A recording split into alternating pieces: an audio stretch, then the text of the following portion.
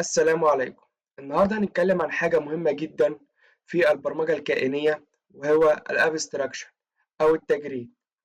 التجريد هو أحد مفاهيم البرمجة الكائنية، وبشكل بسيط جدا هو إنه بيخلي الكلاس مجرد، والميثود والاتريبيوت هي كمان مجردة.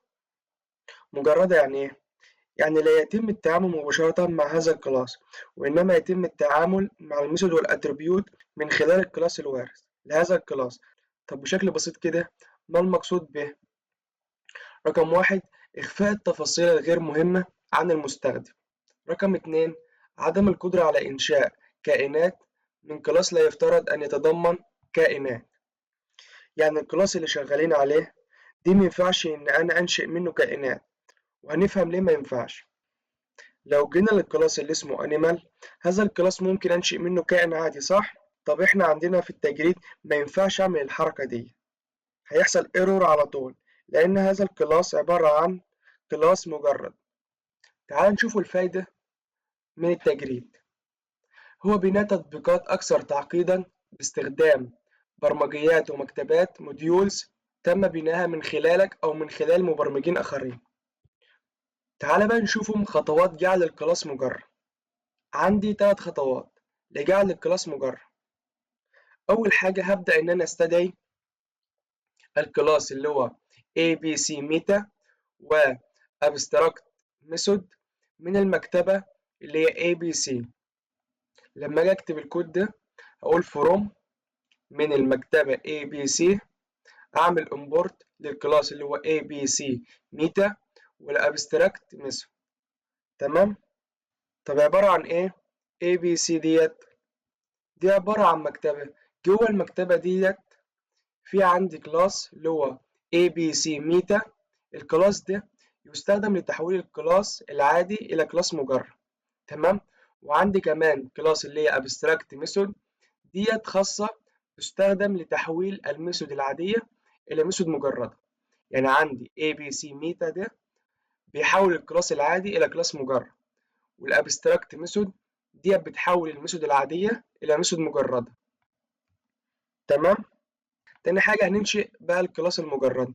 أول حاجة بقول كلاس وبعدين اسم الكلاس ده، وبين قوسين بحط الجملة دي، بقول ميتا كلاس بيساوي ABC ميتا. فبالتالي كده عملنا كلاس مجرد، حولنا الكلاس العادي إلى كلاس مجرد كده. عشان أعمل بقى الميثود مجردة باجي أحط فوق الميثود أتياهو أبستراكت ميثود. تمام؟ عشان أحول الميثود العادية إلى ميثود مجردة. في آخر خطوتين دول حولت من الكلاس العادي إلى الكلاس مجرد، وحولت من الميثود العادية إلى ميثود مجردة. تعالى بقى نشوفهم ونطبقها عملي في بيئة العمل بتاعتنا. يعني مثلا لو عندي كلاس اسمه انيمال، فأنا أول حاجة أقول كلاس وأديله اسم انيمال. تمام؟ والكلاس ده هنديله بعض الاتريبيوت عندنا زي النيم والسرعة مثلا. أعمل ميثود أقول له def وأقول init، وبعدين أول بارامتر عندي وهو النيم، تاني بارامتر عندي وهو السبيد. كده أنا عملت ميثود بتاخد مني الاسم والسبيد. تمام؟ وهقول سيلف زي ما كنا بنعمله في الفيديوهات اللي فاتت، دوت ايه بقى النيم بيساوي النيم عندنا. تمام؟ وبعدين اقول سيلف دوت السبيد بيساوي السبيد عندنا. كده عندنا انيمال عادي ليه اسم وليه سبيد. وباجي اعمل كلاس تاني واسميه دوج يرث من الانيمال. انا هقول كلاس اسميه دوج، والكلاس ده هيرث من مين؟ من الانيمال.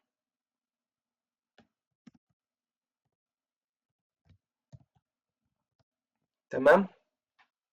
والكلاس التاني ده هاجي اعمل له اتريبيوت، وليكن هياخدها من الكلاس الاولاني او الديف، وبعدين init.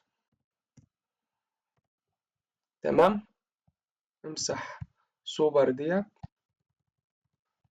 وبعدين عشان ارث النيم والسبيد فانا هقول اسم الكلاس animal. تمام. دوت init، وبعدين ادخل له الاتريبيوت بتاعتي وهي self والنيم والسبيد.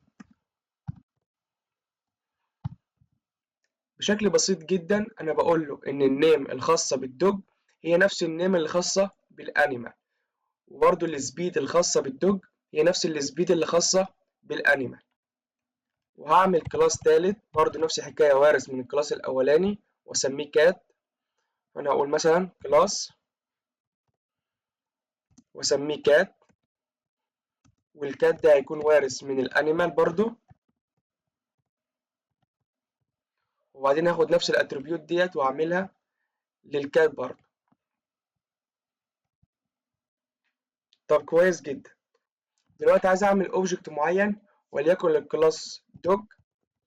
هاجي هنا واعمل او الدوج 1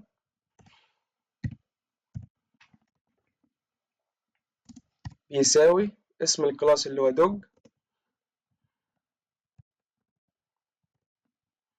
تمام. وادخله الاتريبيوت بتاعته وليكن اسميه ماكس، واديله السرعة وليكن 50. وبعدين اعمل برنت للكائن دوج دوت مثلا عايز النيم، وتعالى نرن الكود كده. اهو تمام، طبع لي اسمه ماكس. تمام. وليكن برضه عايز اعمل كائن تاني للكات، قول مثلا كات 1 يساوي اسم الكلاس اللي هو كات، دخلها الاتريبيوت بتاعتها واسميها ليو اي حاجة يعني، والسرعة وليكن 40. وبعدين اقول له برنت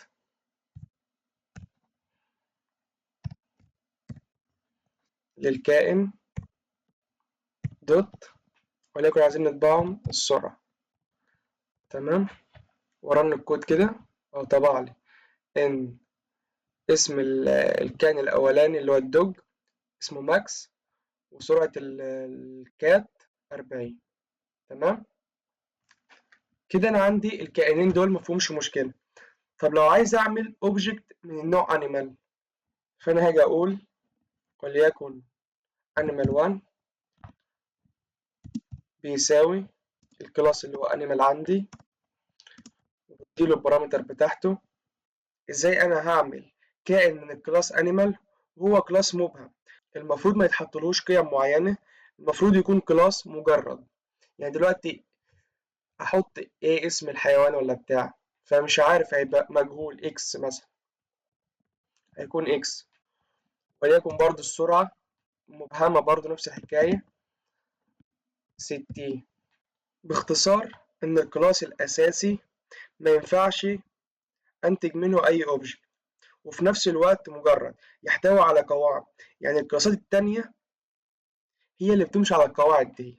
عشان اخلي الكلاس بقى انيمال ده كلاس مجرد، فرقم واحد هاجي فوق هنا فروم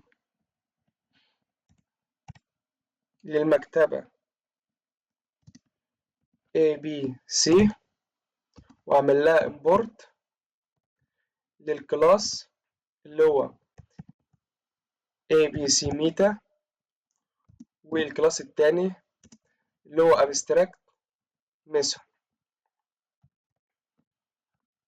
وبعدين تاني حاجة اخلي الكلاس بتاعي ده كلاس مجرد. فكنا بنعملوها ازاي؟ في البرزنتيشن باجي هنا عند الكلاس واجي جنبه واعمل له قوسين كده واكتب له ايه بقى جوه القوسين دول، اقول له ميتا كلاس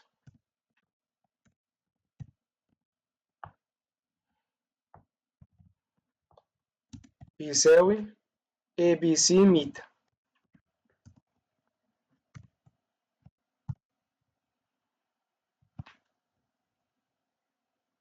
تمام كده. كده انا عملت الكلاس مجرد، فاضل لي اعمل الميثود هي كمان ميثود مجرده. تالت حاجه اخلي الميثود هي كمان ابستراكت مجرده. فعشان اخليها مجرده باجي فوق الميثود كده واقول اتياهو ابستراكت ميثود اهي.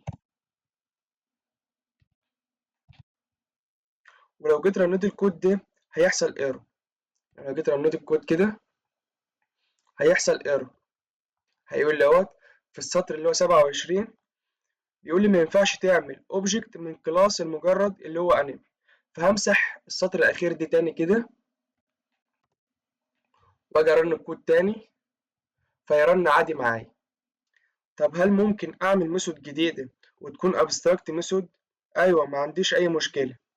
مثلا هاجي عند الكلاس انيمال واعمل ميثود تانية جديده، هقول def واسمي الميثود get sound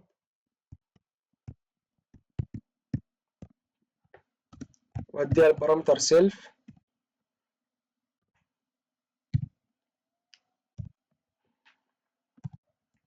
وما انساش النقطتين.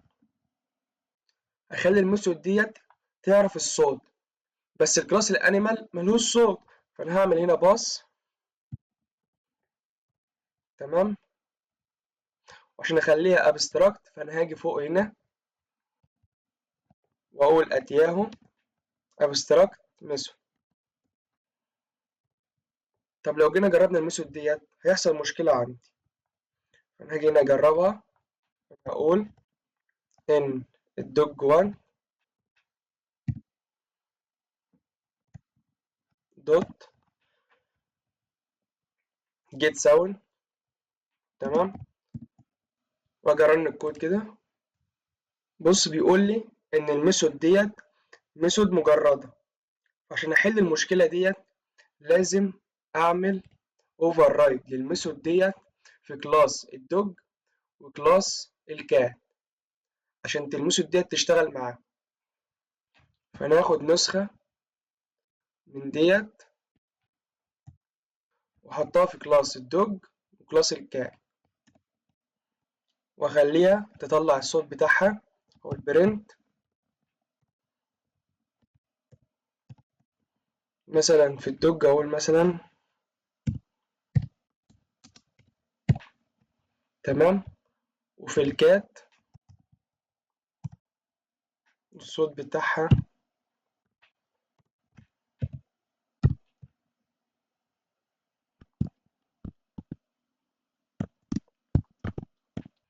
ولو جينا رنينا الكود معانا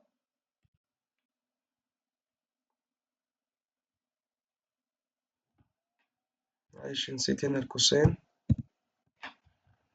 تعالى رن الكود تاني اهو، طبع لي الصوت بتاع الدوج. ولو جينا برضو عملنا للكائن كات دوت برضو جيت ساوند ورن الكود تاني اهو، طلع لي الصوت بتاع الكلب والصوت بتاع القط. لحد هنا مفيش اي مشكلة. طب ممكن الكلاس اللي هو كات يقدر يشتغل على ميثود مش مجردة من الكلاس الاب اللي هو انيمال؟ ايوه عادي. تعالى نعمل حاجة زي كده. فانا هاجي عند كلاس الانيمال هنا واجي اعمل ميثود تانية مش مجردة بقى، اعملها ميثود عادية خالص، اقول def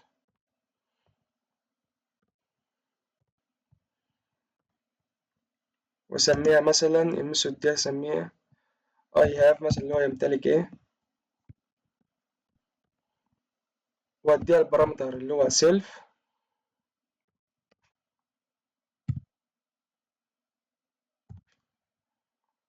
تمام. وما انساش النقطتين. واخليه مثلا يطبع، اقول مثلا برنت،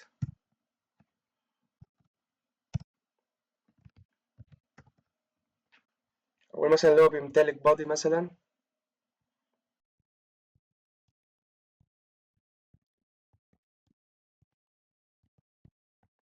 وبعدين اعمل كمان جملة، اقول مثلا اللي هو بيمتلك مثلا عيون، وبيمتلك كمان قلب. فبالتالي الدالة ديت لكل الانيمال عادي، هي مش دالة مجردة.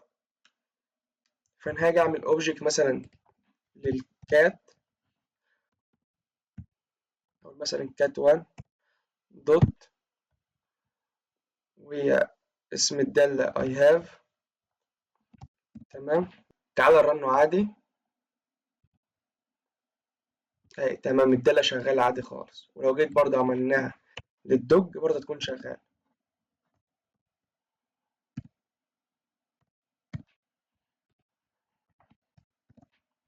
ونيجي نرن الكود عادي، أو طبع لك بتوع الكات، وبعدين طبع لك بتوع الدوج. وبكده احنا أخدنا النهاردة التجريد. ويا ريت لو عجبك الفيديو ما تنساش تعمل لايك واشتراك في القناة. والسلام عليكم ورحمة الله وبركاته.